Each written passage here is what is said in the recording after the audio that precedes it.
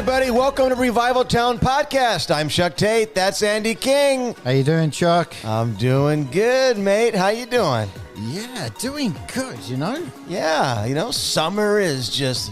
Round the corner. It's, right here, man. Yeah. So this is good. Yeah. We're ready. Are you really ready? I'm ready. I'm ready for this conversation today. So here's what's kind of cool. So, okay, 2 weeks ago, Yep. it was, I believe we had, or actually been longer than 2 weeks ago. Yeah. A few weeks ago, we had Blaine Bartell back on the show. Yep. Back on the podcast. And in our conversation with Blaine, I mentioned that when we flew him out to meet with our team, I was doing a series called Throw It Down. Yeah. So that series was inspired by Judd Wilhite. Yeah. Because he has a book with the same title, Throw It Down.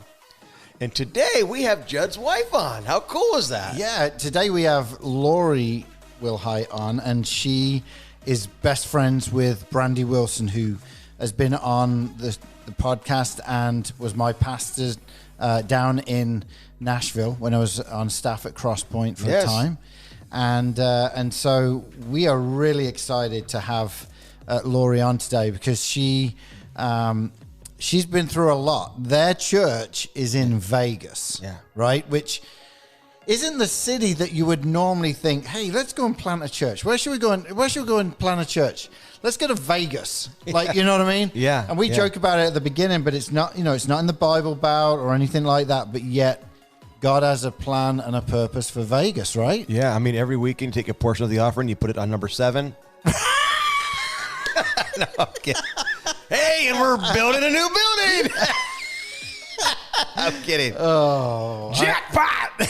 So bad. But you know what I do like, and you'll hear this when we get going. She talks about people they use in Vegas for their church services. Yeah. And so that you want to stick around to the end because she starts talking about that. But Lori has been instrumental in really coming alongside women who are in ministry. Yes. Pastors' wives, elders' wives, kids pastors, youth pastors, you name it. They've really been able to help with this retreat called Leading and Loving It, and a book. She's written many books. Yeah.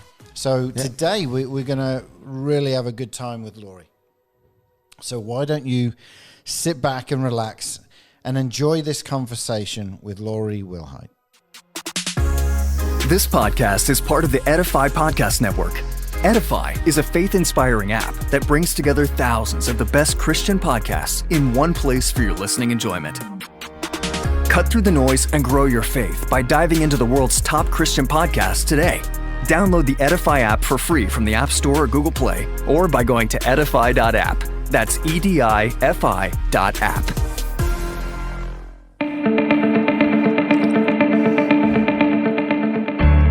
All right, everyone, it's time for another conversation on Revival Town Podcast. Our guest today, Lori Wilhite, serves alongside her husband, Judd, who is the senior pastor at Central Church in Las Vegas, which currently has more than 23 locations nationally and internationally, including 12 locations inside prisons around the country.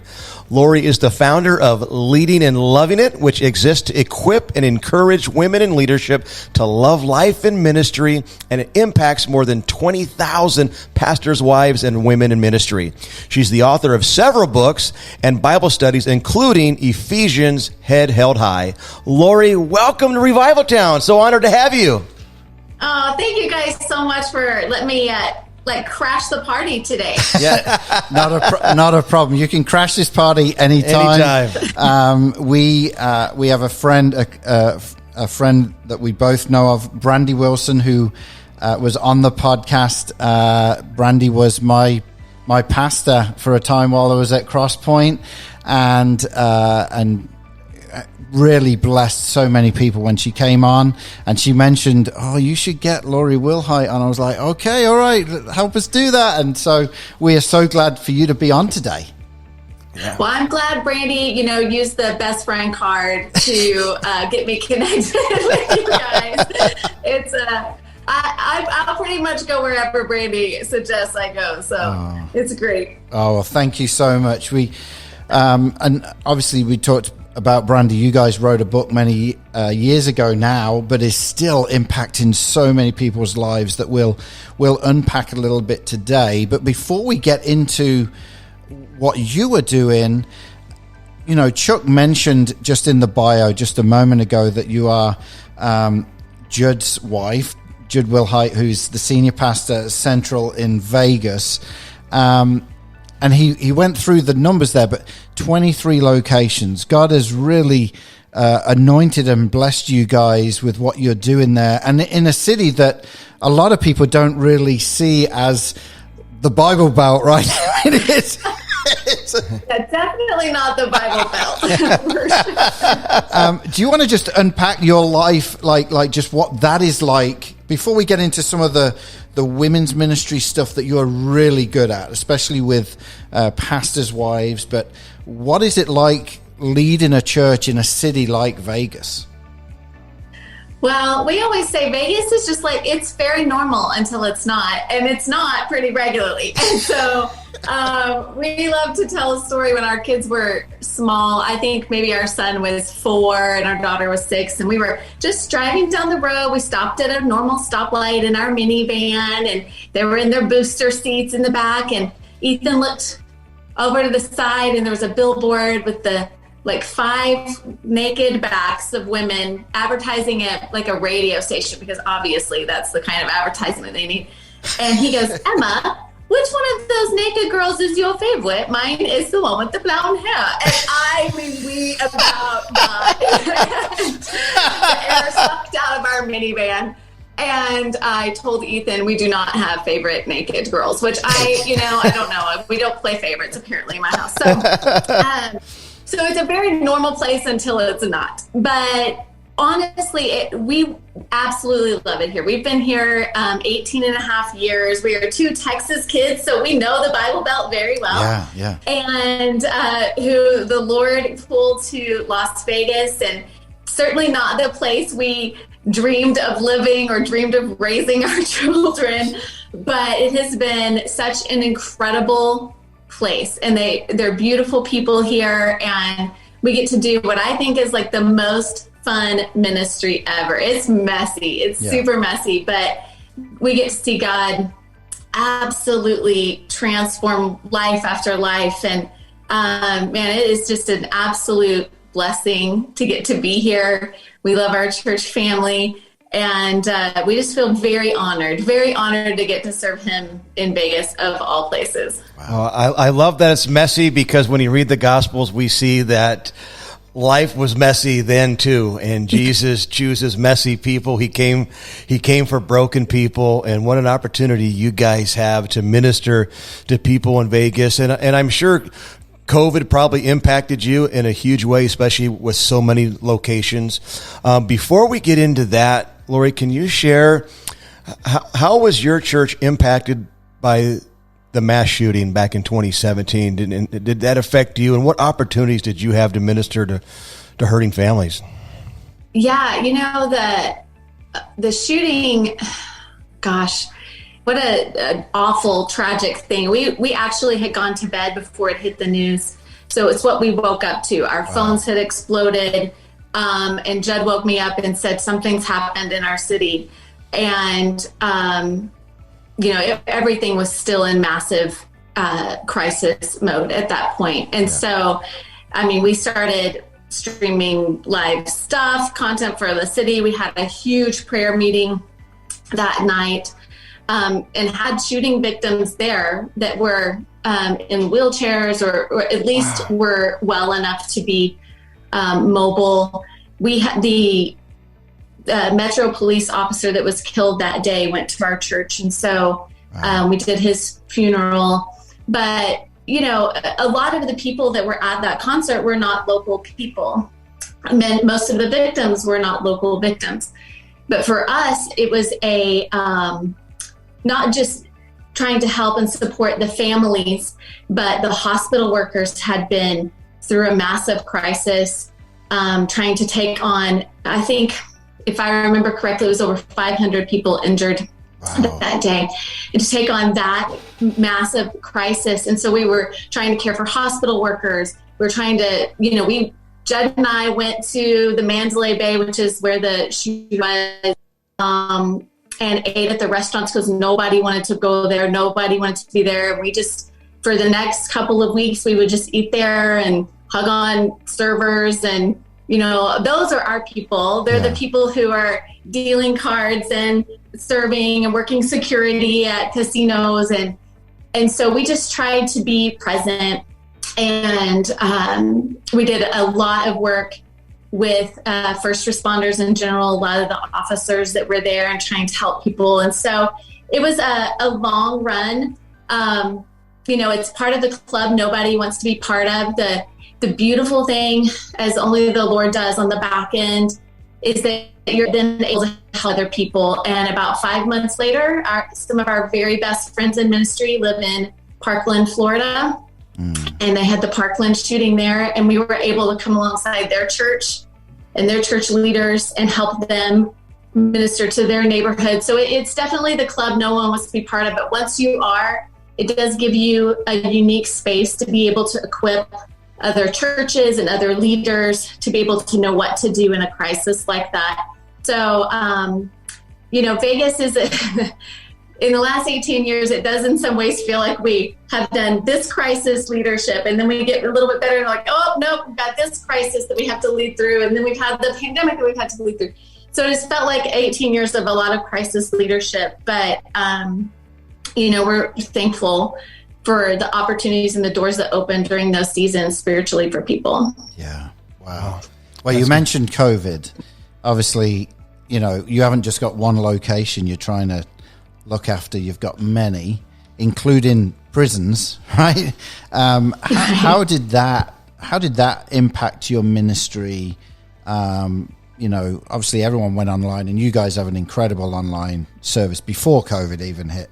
But with regards to bringing people back and being able to get the gathering back together, what were some of the challenges that you guys had? Oh, I mean, there were probably, it depended on where a location was. You know, we have a couple of locations that meet in beach bars in the panhandle of Florida. And I don't know if you knew this, but they didn't have the pandemic there. They were just fine. So they pretty much had the whole time. They were fine. They always had people sitting on the beach and going to church. And so some campuses were very easy to come back and are doing really, really well. We have that end of the spectrum. And then we have a campus in Australia. Australia's been very difficult, very locked down. And so they've had a really hard run trying to get back together. And then we've had Vegas kind of somewhere in the middle.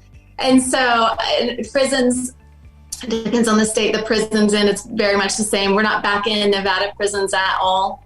But prisons out in Arizona and in other states, we are being able to be back in. So it's been a little bit hit and miss depending on the state.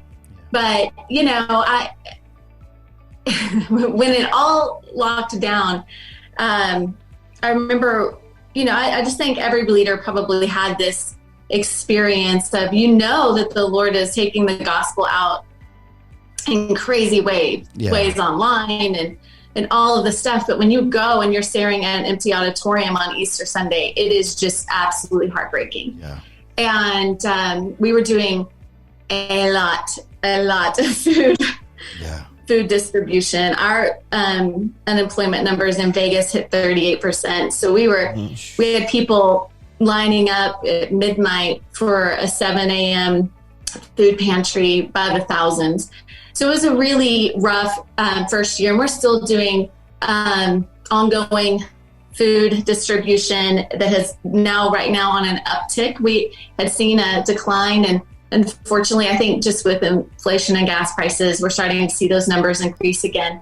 But, you know, we're, I think, pretty typical to a lot of places. We're a fraction in some senses of what we were in person.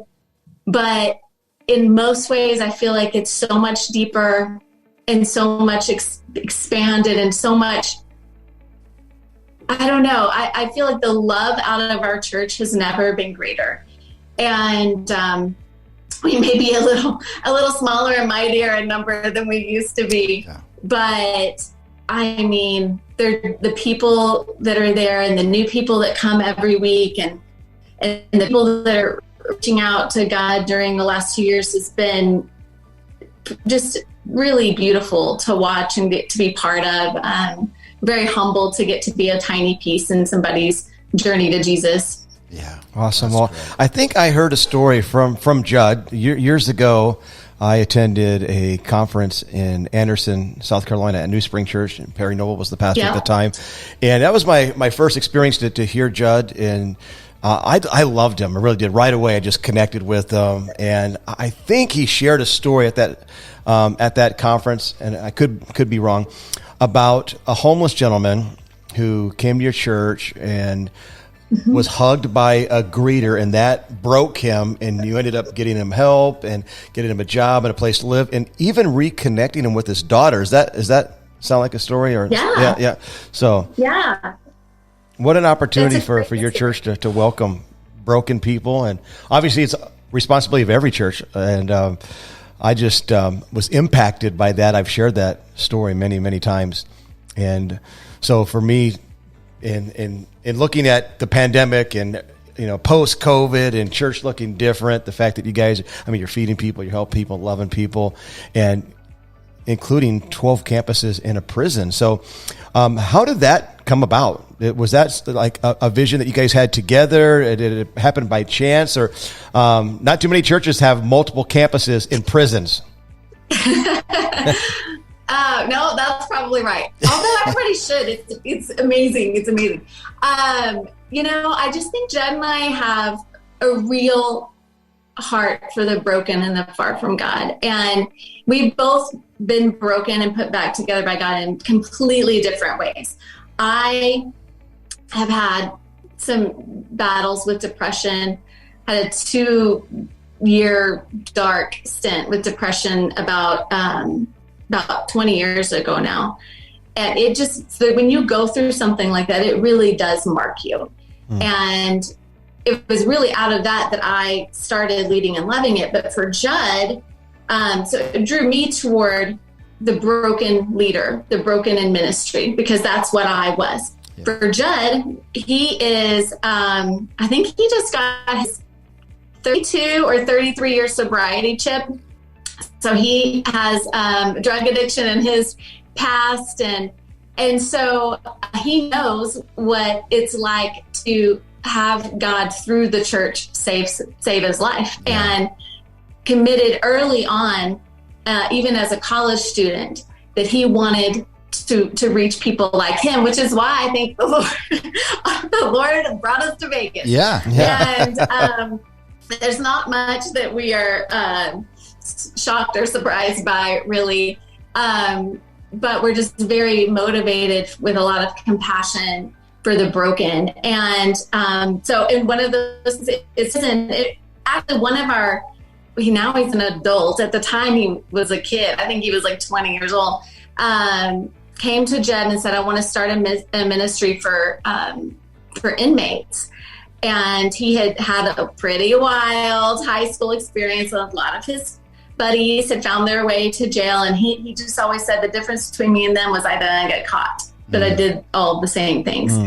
And Jed was like, oh no, it's another ministry that'll never pay for itself. And he was like, okay, we'll try it. And the first time we went in, I think the first women's prison we went into, we had been showing video there for a while. We went into a women's prison here in Vegas, and it was just the most incredible time with these women. And they just had such light and joy coming out of them, and it's such broken, each of them, well, I shouldn't say each, but definitely most. In the prison system, if you have a dental issue, if it is cheaper to pull the tooth than fix the tooth, they just pull it. And so there were all these women with all these gaps in their smile, and they just didn't have shame of that. They just beamed with huge smiles and gratitude. And it was just a really beautiful picture, outward picture of what God does on the inside.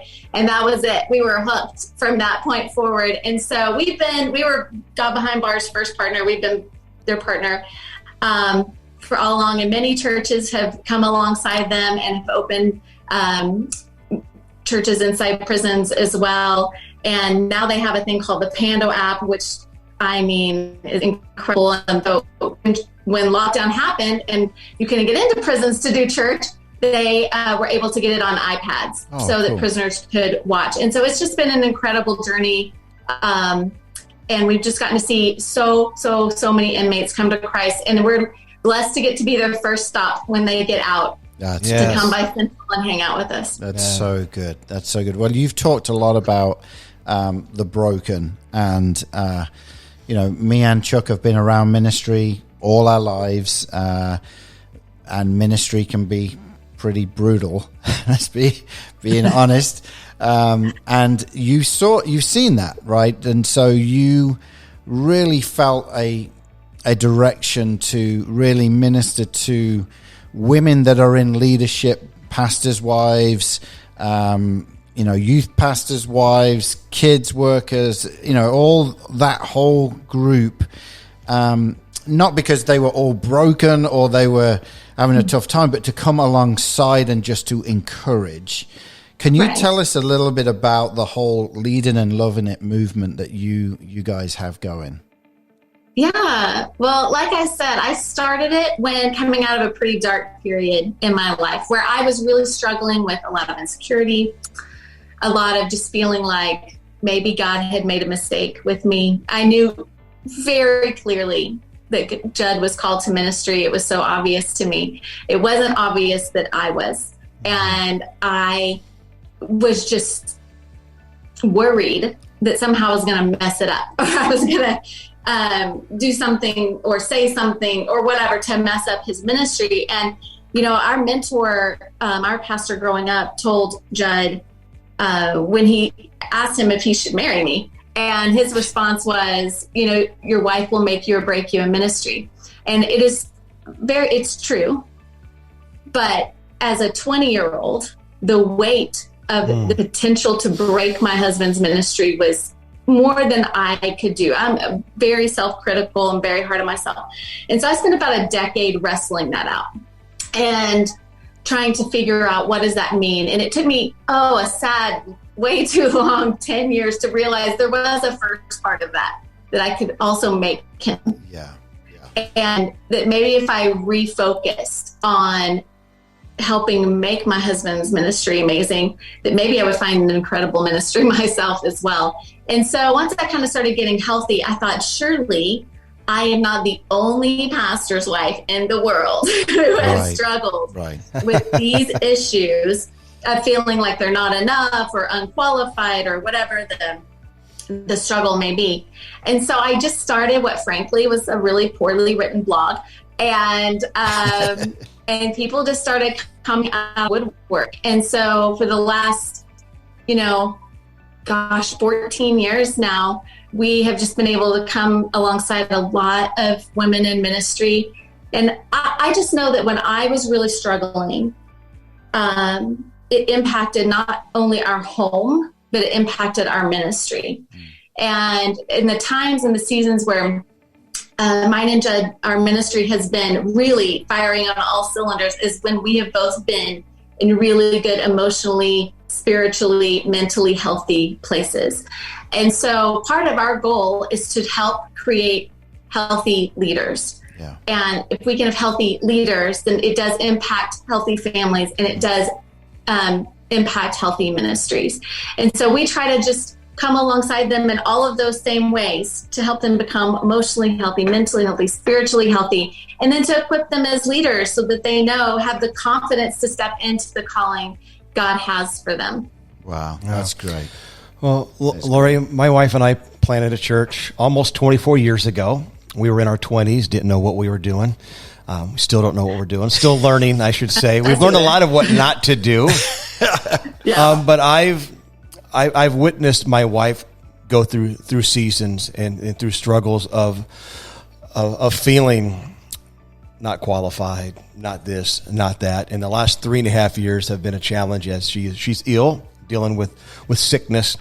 And we're still fighting through that, and that's affected our kids. And as you know, ministry can be so challenging. So I appreciate you and appreciate your ministry and your willingness to pour into people like my wife. So in meeting pastors' wives and doing ministry and blogging about this for so long, are there any words of encouragement for people like my wife, like others right now who are listening or saying, I'm struggling right now? Is there any kind of insight or wisdom that you can share to speak into that? Yeah, I think I'll share what was, I think, my biggest turning point.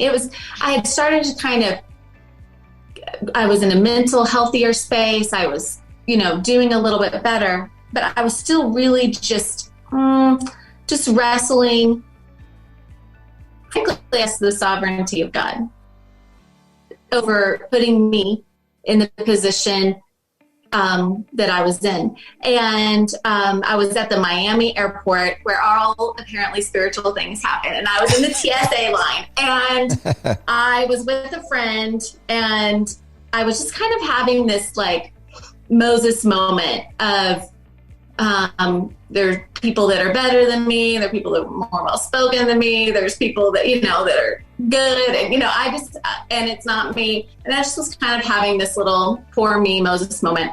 And she turned around to me and put her hands on my shoulders and said, "Can I just ask you a question? Do you believe God is sovereign?"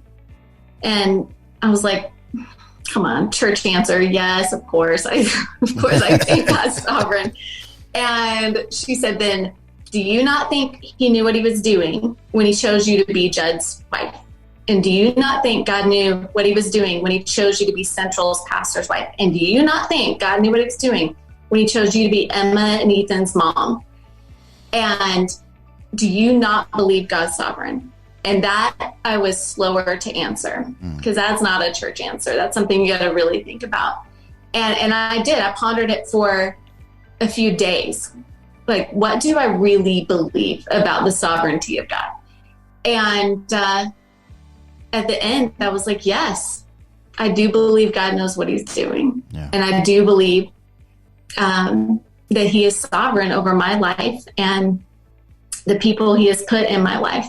And so I always tell leaders that I would just like to ask them the same question. Do you believe God is sovereign? Do you believe he knew exactly what he was doing when he put you in your position at the church, or when he chose this husband for you, when he called you guys to this crazy city or that wild ministry or that church plant? Or do you think God knew what he was doing? Because if the answer is yes, then we have got to anchor ourselves in that. Yeah. And there's so much strength and confidence that comes when we do just lean into sovereignty.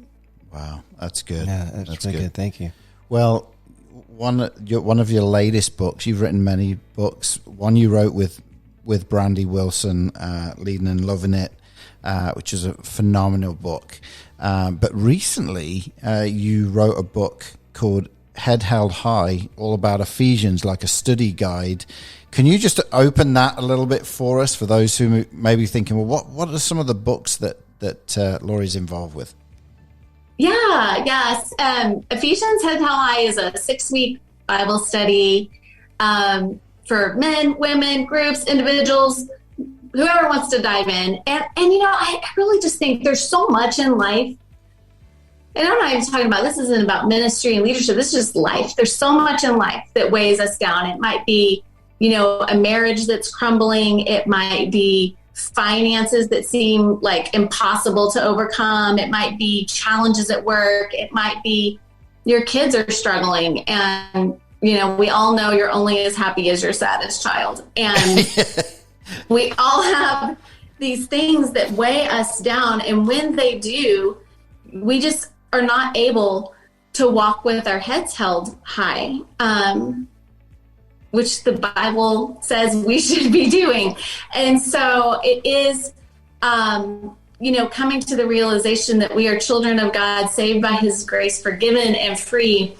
So it's time to walk in that freedom with our heads held high. And so we just dive into that. I mean, the very first thing is, really believing that you're chosen changes everything. And I tell a story about my grandparents, my granddad back from World War II, moved to a really tiny farming town in Texas and started courting my grandmother by letter. And they got married shortly after. And that's like super feel good, like Hallmark movie vibe turned into a Lifetime movie vibe really, really fast when it got crazy. And my grandmother admitted that she had been pregnant with another man's baby. Oh. And so they made the choice to give my aunt up for adoption. And she found us 40 something years later. And, she had been made fun of when she was growing up about being adopted. And she would tell kids with a lot of confidence, your parents were stuck with you, but my parents chose me. Mm. And it gave her the confidence to not feel rejected, not feel unloved, not feel unheard, unseen, but to walk with her head high because she was chosen by her parents. Yeah. So how much more so should we, chosen by God, should just relinquish all of those feelings of feeling rejected and unloved and unwanted and unseen. How much more should we just walk in the confidence that he has chosen us? I mean, it's an incredibly confidence building, strengthening thing when you really, really embrace it. Yeah, that's so good. Yeah. Thank you. I know there's probably people listening right now that are struggling and dealing with self-confidence. And obviously we live in a world where everybody scrolls social media and they get caught up in the comparison trap. And I think there's a lot of leaders and pastors' wives, and not just pastors' wives, but pastors doing the same thing, comparing our church to somebody else's and our ministry to somebody else's, and our book to somebody else's, and it can just go on and on and on. And obviously, it's so important to know, okay, God is sovereign. He chose me. He placed me here. He's using me to do this. I have to be faithful. I have to be obedient and do what God's called me to do. So, we're grateful for how he is using you to minister to so many hurting, so many people who are broken. Okay, Lori, so you guys are in Vegas. I'm very intrigued by this. Obviously, your church has to be filled with lots of creative people. You guys could probably pull stuff off that nobody else can do. Do you guys take advantage of all that? You better believe it. Yes, we absolutely do. And we do it in a couple of different ways. Like, we're so incredibly thankful for our church members and believers here in town who are so gracious with their gifts that God has given them and use it in the church when obviously they could be making a paycheck at, whatever show. And so, our band is incredible. We have a lot of lighting professionals that show up and help out, and sound guys, and all of that's amazing. But I think one of my favorite ways we tap into the creative community here is just to use it as an evangelism tool. So we will go in and hire singers or hire dancers, or at Christmas especially, we're doing something crazy. We may have, Cirque du Soleil people falling from the rafters. Sure. And we do that not because to create a show, because we can't keep up with the shows in Vegas. It's not a competition. Yeah. It's an opportunity to get them into our home. Yeah. And to share Christ with them and to pray with them. And we've had so many start coming after that or text us prayer requests. And it's just been a real gift to be an entryway point into people's lives, with the love of Jesus. It's awesome. Awesome. Yeah, I think I heard Judd say too one time, you guys obviously can take advantage of all that and use those things as a tool. But I believe it was him who said, but the end goal is that when people leave, they're in a parking lot talking about Jesus. Absolutely correct. Yeah, Yes. I mean, and I know there's some pastors now that are listening to this going, no, you don't have secular people on the stage. You don't have, my son is on the creative team. He's one of the graphic designers at Mosaic in LA with Pastor Ewan McManus. And, they've got literally on their staff maybe 4 or 5 creatives, but then 80 or 90 that are just serving the church, and majority are not Christians, but they love the heart of Pastor Ewan. They're on the journey of coming to Christ themselves. Some of them don't know it yet, and yet and yet that's a tool that I think sometimes, and like you said, it's not like we're asking them to lead a worship song and lead everyone in, but we can use some talent and gifting that then can speak profoundly to them, like, this church is asking me to be a part of something, and they're so generous and kind, and it's a way that you can present the gospel to them. And I live, I'm a bit of a creative, and my kids are definitely creatives. They're both out at Mosaic, and it's one of those things that creatives have to be really approached differently. The regular church sometimes doesn't do it, but yet being involved could be it. And so, you've opened a can of worms there. So creating a place for them to use their absolutely. gifts to bring glory to God. We're just, there's so many different kinds of churches, and we just want to be the kind of church that takes whatever opportunities we have before us to be able to reach someone, whether that's a food pantry or, hey, can you run our microphones, in the sound booth, to, any number of things. Judd was walking through the lobby a few weeks ago, and he met a couple, and the guy said, "This is my second time at church, and it's her first time." And Judd said, "That's so wonderful. I'm so glad you're here." And he goes, "When they asked her to come, her first question was, how much does it cost to go to church?" And Judd said, "Oh, you didn't know it's free." And she said, "I've never been to a church in my whole life. No, this is my first church to ever walk in. Wow. I thought I might have to pay. I'm glad I didn't have to, but I've already signed up to volunteer." Wow. I was like, that's incredible. That's what it's all about. Amen. Is, so inviting people in and letting them meet Jesus. Wow. Yeah. Well, Lori, we want to thank you, for your time today. You obviously very busy with the church and leading and loving it, and your books and everything. But you really have spoken to some situations for people today. You've talked about depression and other things, and we just would love for you to pray, if you would, for the folks that are listening today, just to help them on their journey of faith. If you could help us with that. Absolutely. Jesus, thank you so much for just the time to share honestly and openly, God. And I just pray for the person out there who is struggling with confidence, or struggling with depression, or struggling with addiction. God, I pray that this week they can just remember that you are sovereign over their lives, that you have chosen them, that you love them, that you equip them, God. Just help them to lean into that, to get their footing on your solid ground, so that their heads can be a little bit higher. We love you, we trust you, we serve you. Amen. Amen. Amen. Thank you so much, Lori. Well, Lori, we do something at the end of every Revival Town podcast, which is the big three. But before we get there, we want you to just share how people could connect with you or follow you with everything that you're doing in ministry. Could you just direct people that way real quick? Absolutely. The best way to get to me is probably through Instagram. I'm just at Lori Wilhite on Instagram. I am on Facebook, but we have a contentious relationship over there on Facebook. And so Instagram is the place to find me probably.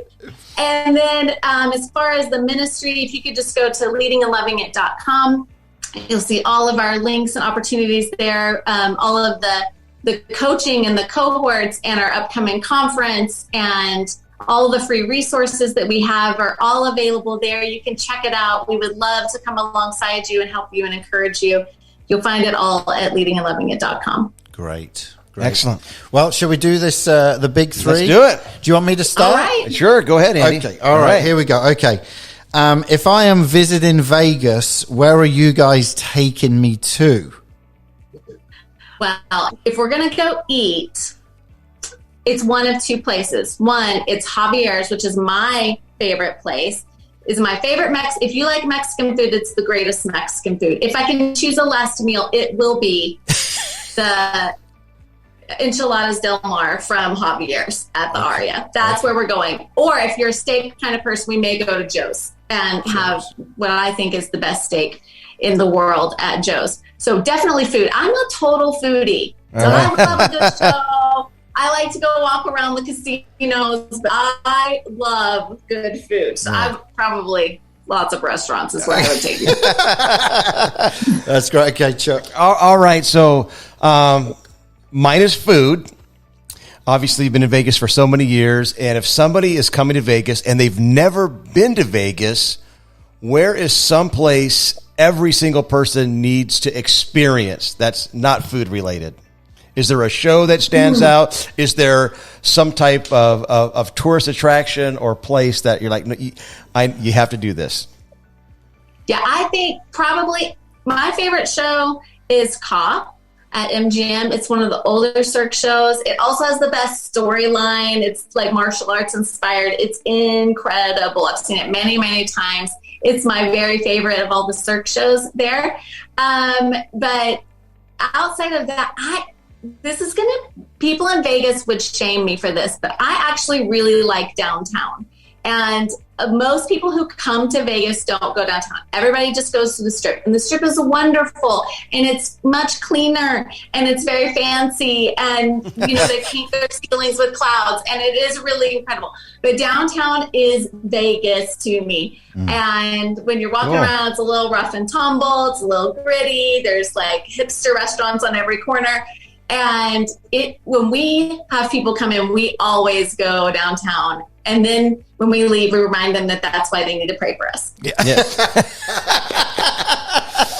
Okay, so my last question: you are in, entertainment city of the world, as far as everything happening in Vegas. But if you guys are staying in for one night, what TV show are you clicking on? That's so hard to nail down just one because I am a kind of a TV junkie. So I'm going to give you two answers, which I know is probably illegal. You're good. You're good. I'm giving you two. One, is it scandalous on a podcast like this to say that I watch Yellowstone? Are we all okay? No, you're good. You're good. Yeah. Can we handle it? And so I do love a good drama. I love that. But I think my favorite show, and my husband makes fun of me all the time, you guys make fun of me too, is Antiques Roadshow. Don't even get me started about Antiques Roadshow. I literally cry every week. I am so happy for these people who found a piece of trash in somebody's attic and it's worth $1 million. And I love it. And I think I reference it in every book and project I write because I love it so much. Now, is that the American version or the British version? Oh, I'm really not even that picky, Andy. I'll do all of it. That's so good. That's so good. Well, Laurie, thank you so much for being on Revival Town podcast with us today. I know you've done the world of good to so many people that are listening, and we pray blessing for you and Judd and everything that's happening in Vegas. But thank you so much for being on today. Thank you guys so much. Well, there you go, man. Man, that was really good. Excellent stuff. I just love her heart, and I love her heart for pastors' wives. So I like her a lot just because of that. She's willing to speak in lives of pastors' wives, and after being a pastor for almost 24 years and having a wife that has experienced the ups and downs, and sometimes, she is because she's connected to me. Sometimes she is.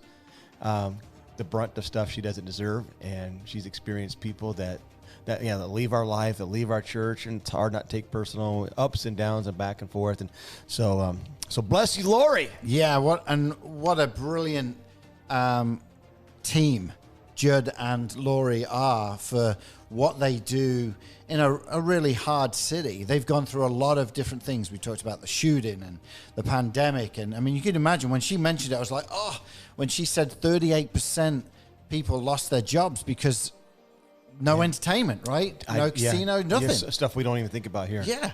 So, Lori, thank you so much for coming on to Revival Town podcast.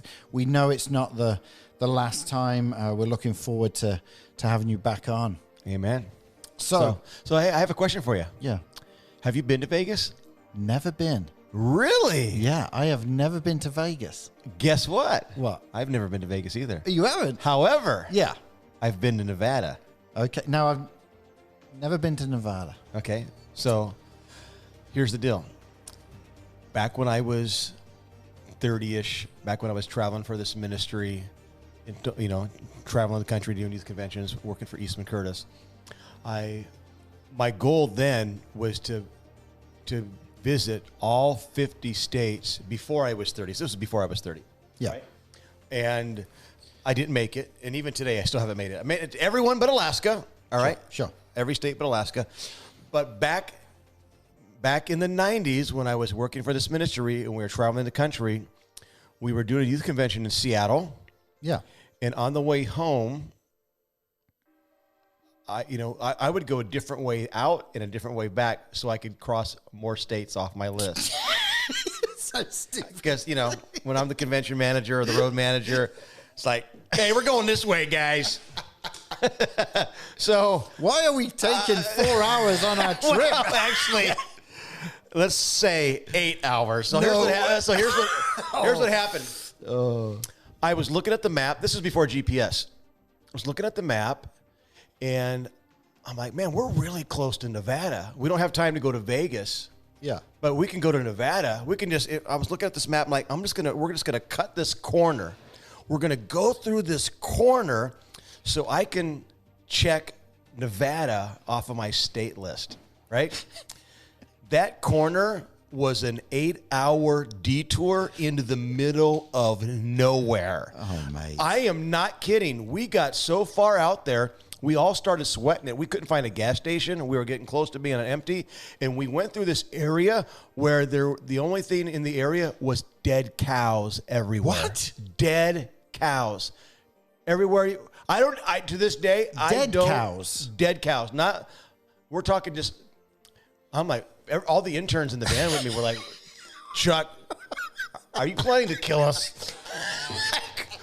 Where are we? What is this shortcut? So yeah, you got check Nevada off the box, but guess what? Check our life off the box. We never got out of Nevada. Yeah. Oh, man. Yeah, it was nuts, man. I was sweating it out. Where are we in Area 51? What's going on, man? Man. Yeah. Oh, man. But I've been in Nevada. Well, you know what's next? Tate and his mate. Let's do it. Okay, so I've got a good one today. For those who are listening to the first time, this is where I take an English word, phrase, rhyming Cockney slang. That was good because as I said that, you nearly spat all over your computer because you can never say this, right? Can never rhymey blamey slang. Not blamey, but rhyme. I can't do it ever. Oh, mate. No. So rhyming Cockney slang, and that's what we've got today. I'm going to put it into a context, right? So for those listening again, Chuck has got to try and guess the English phrase that I am saying or the word, what it means that you don't use over here. Okay. Last week the word was biro and it meant pen. Pen. I remember. Biro. I remember that. Yeah. So this is a phrase. This is a phrase. Okay. All right. I'm ready. Okay. Chuck Tate loves a Ruby Murray. Chuck Tate loves a Ruby Murray. A Ruby what? Murray. Murray? Yeah. A Ruby Murray. Yeah. Chuck Tate loves a Ruby Murray. What is that? Oh man, Chuck Tate loves a Ruby Murray. This could get me in trouble. A Ruby Murray. Murray. Yeah.